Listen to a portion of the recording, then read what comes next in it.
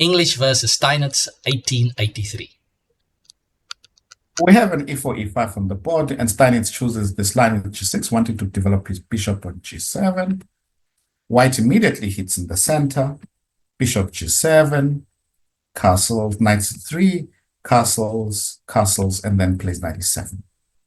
Just after the opening is completed, Steinitz is planning on breaking with pawn to d5.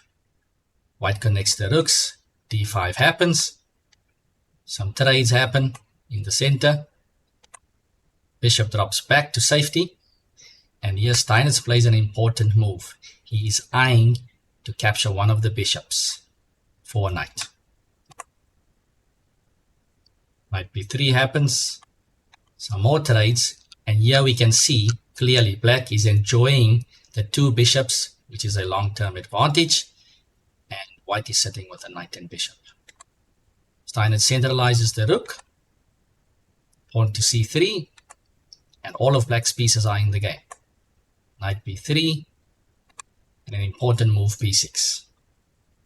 This is a very nice move because Steinitz explained that in order for you to play against bishop and knight, you must place your pawns on the same color as the bishop, restricting the movement. He's planning to play c5. So in this position, c5 is played. Notice that the bishop and the knight are now restricted.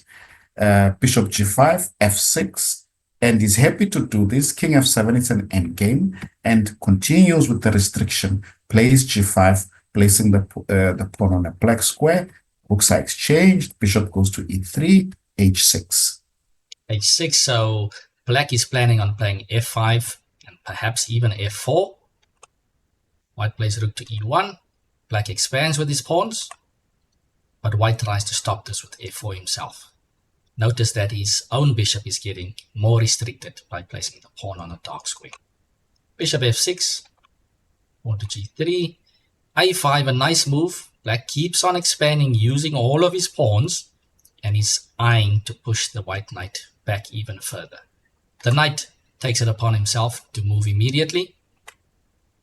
Black continuing to squeeze white here, taking away more squares. White tries to put halt to the pawn, and here we see a very powerful move by Steinitz. Bishop c4 basically takes control of the weakened white squares now, and more importantly, restricts the knight even further. White plays king f2, and Steinitz now decides to exchange the most important defender, which is the bishop on e3, by playing bishop g5. Captures, the king e3, king f6, h4, trying to create an outside pass pawn, but Steinitz's king is stronger and in a more better position.